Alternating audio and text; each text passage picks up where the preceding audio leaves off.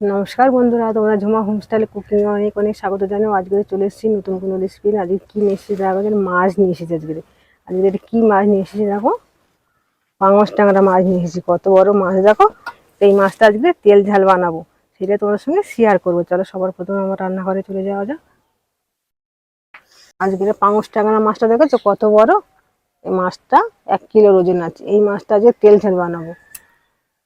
দেখো মাছটা কত সুন্দর দেখতে, চকচক করছে গাটা একদম, আর টাটকাও আছে মাছটা। দেখো জ্যান্ত মাছ, এই দেখেছো মাছটা একদম জ্যান্ত। এই দেখো মাছটা একটু আগেই লাফাচ্ছিল। এই মাছটাকে এবার কেটে নেবো।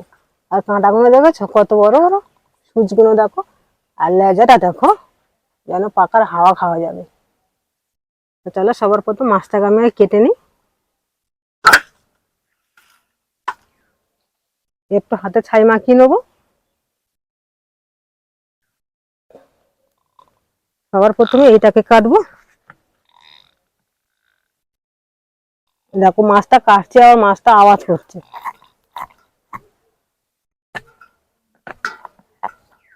খুব সাবধানে কাটতে হবে। কাঁটা দেখেছো পুরো সূচের মতন ধার।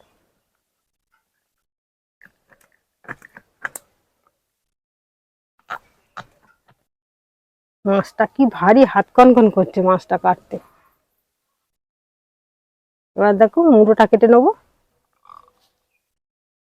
দেখো মাছটা আবার হাঁ করছে, যে মুড়োটা কাটছি আবার হাঁ করছে।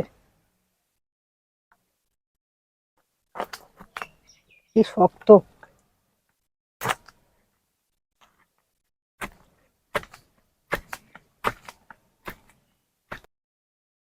দেখেছো মাছটা কেটে নিয়েছি দেখো, একদম পুরো তাজা রক্ত। মুড়োটাকেও কেটে নিয়েছি দেখো। এবার এটা পেটি বার করে নেবো। মাছটা দেখেছো একদম জ্যান্ত মাছ, দেখো কিরকম রক্ত পড়ছে দেখো।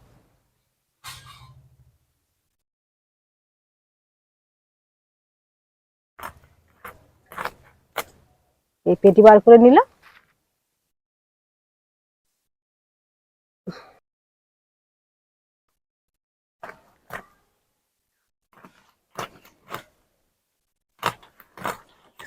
পেটি বার করে নিলাম।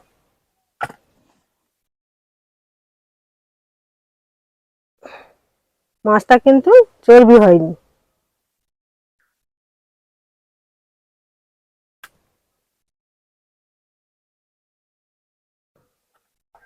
এবার এটাকে পিস করে কেটে নেবো।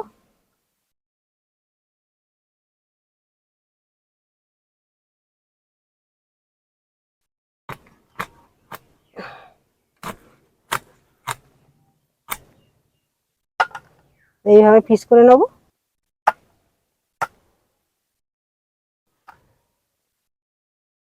সুন্দর করে পিস করে নিচ্ছি দেখো।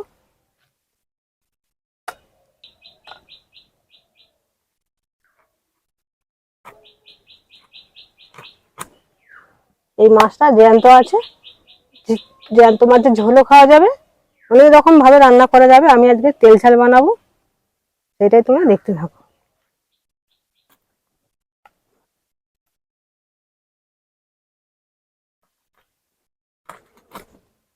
পেটিগুলো কেটে নিলাম।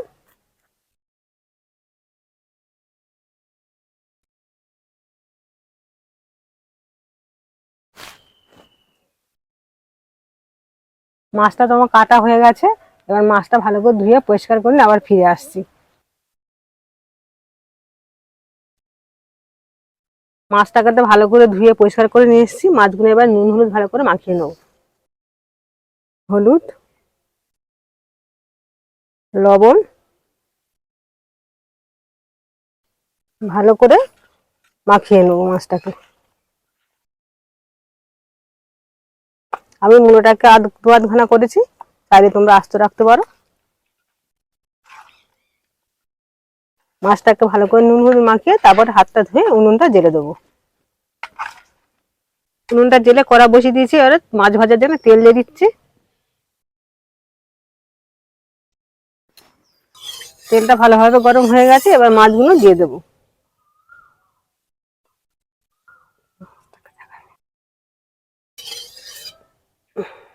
মাছগুলো এক এক করে তেলে দিয়ে দেবো। এই মাছগুলো ভাজবার সময় একটু সাবধানে ভাজতে হবে, যেন মাছগুলো ভালোভাবে তেল ছেড়বে।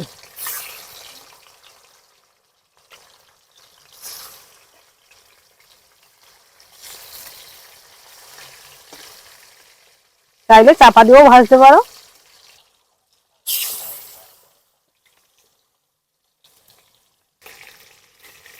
এক পিট করে হয়ে গেছে, এবারে উল্টে দিচ্ছি।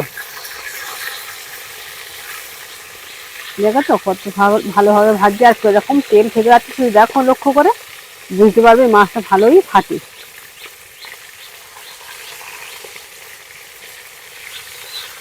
এভাবে মাছগুলো সব উল্টে দিচ্ছি।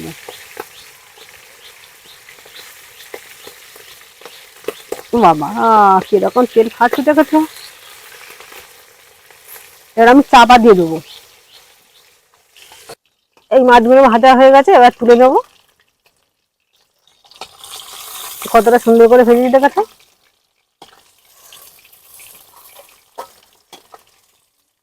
ভাজা হয়ে গেলে আর তেল ঠিক হবে না।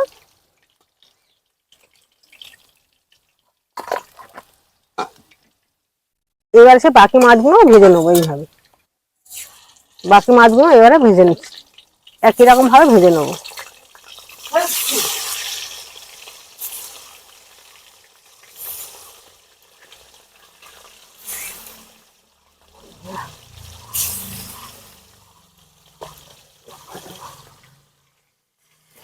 এবার মাছগুলো কড়াই দিয়েছি তেলের ওপর দিয়ে, এবার একটু চাপা দেবো, কেন ভালোই ফাটছে মাছগুলো। মাছগুলো ভাজা হয়ে গেছে, এবার তুলে নিচ্ছি। আমি চাপাতে চাপাতে ভেজেছি, মাছটা দিয়ে খুব প্রচন্ড ফাটছে। কতটা সুন্দরভাবে ভেজে তুলে নিচ্ছি। এবার যে বাকি যে মাছগুলো আছে এবার সব ভেজে নেবো একবারে।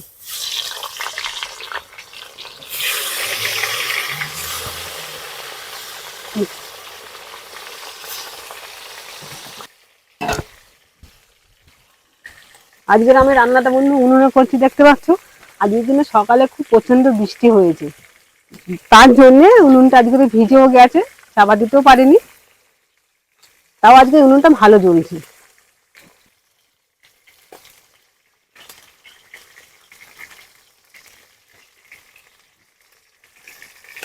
এবার ফের বাকি মাছগুলো উল্টে দিচ্ছি।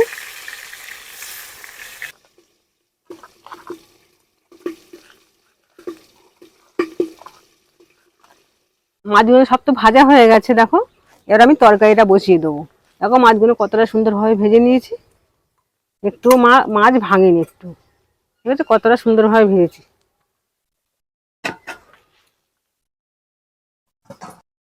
এবার সেই মাছ ভাজার তেলেতে দুটো তেজপাতা দিয়ে দিচ্ছি ফোড়নে,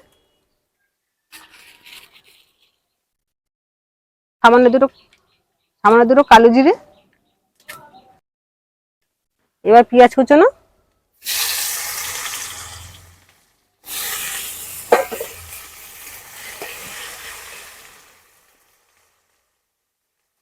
রসুন বাটা, পেঁয়াজ কুচোনো রসুন বাটা একসাথে ভালো করে ভেজে নেবো।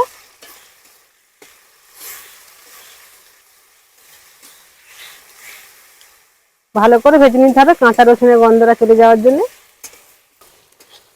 পেঁয়াজ কুচোনো রসুন বাটা ভালো করে ভাজা হয়ে গেছে,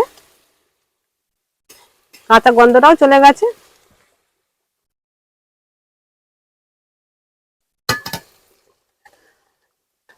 এবার আমি দিয়ে দিচ্ছি আদা বাটা জিরে বাটা।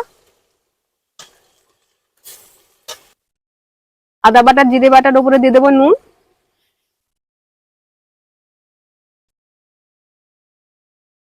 একটু নেড়ে নেবো ভালো করে।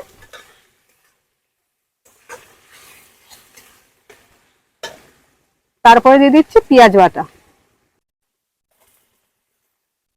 এই সব বাটা মশলাগুলো ভালো করে একটু রান্না করে নিতে হবে। তারপরে দেবো গুঁড়ো মশলা।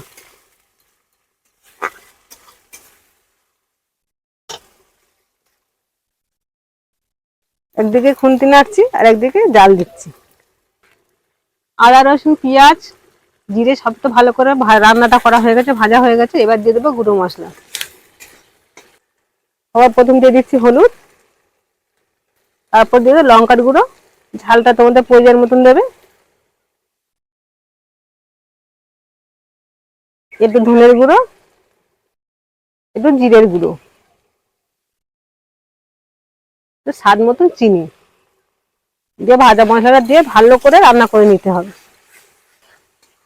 সুন্দর করে কষিয়ে নিতে হবে মশলাটাকে। গা থেকে যখন তেল ছেড়ে যাবে তখন মনে করবে মশলাটাকে কষানো হয়ে গেছে। মশলাটা তো খুব সুন্দরভাবে কষিয়ে নিয়েছি, গা থেকে তেলটাও ছেড়ে দিয়েছে। দেখো কতটা সুন্দরভাবে মশলাটা কষিয়েছি। এবার আমি জল দিয়ে দেবো।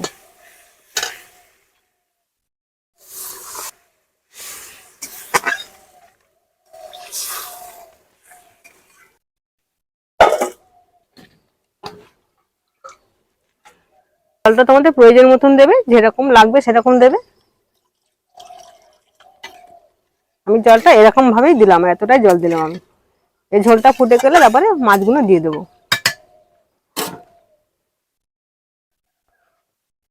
কালারটাও কত সুন্দর এসেছে। এখন তরকারিটা পুরো রেডি হয়নি, তাও দেখো কালারটা কত সুন্দর এসেছে। ঝোলটাতে ভালো করে ফুটে গেছে। এবার ভেজে রাখা মাছগুলো দিয়ে দেবো।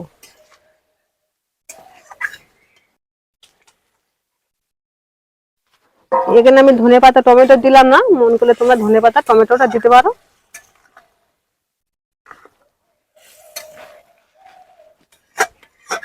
এইদিকে আমার মাছের তেল ঝাল হচ্ছে, আর উল্টো দিকে আমার ভাত হচ্ছে।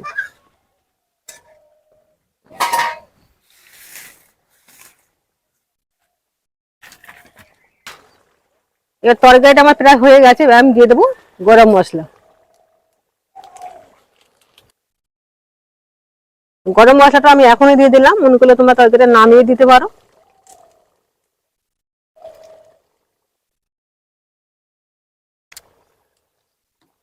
আমি এখানে গুঁড়ো গরম মশলা দিলাম, তোমরা বেটেও দিতে পারো।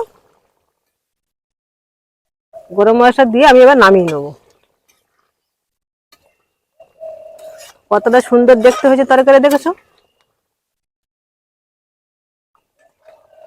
পাঙাশ ট্যাংরা মাছের তেল ঝাল আমার হয়ে গেল তোমাদের সঙ্গে কথা বলতে বলতে। এবার দেখো এবার তরকারিটা হয়ে গেছে, আমি এবার নামিয়ে নেবো।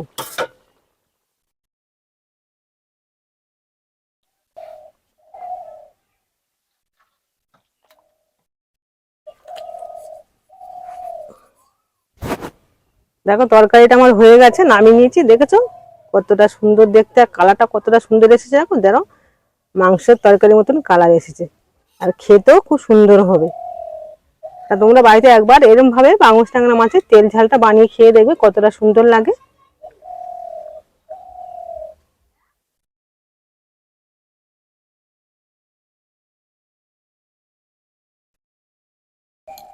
আজকের রেসিপিটা যদি ভালো লাগে বন্ধুটা সাবস্ক্রাইব লাইক কমেন্ট করে দিও, আর বেশি বেশি করে শেয়ার করে দিও। আবার কোনো নতুন রেসিপি নিয়ে আসবো, ততক্ষণ তোমরা সুস্থ থাকো, ভালো থাকো। এই বলে আজকের ভিডিওটা এখানে শেষ করলাম।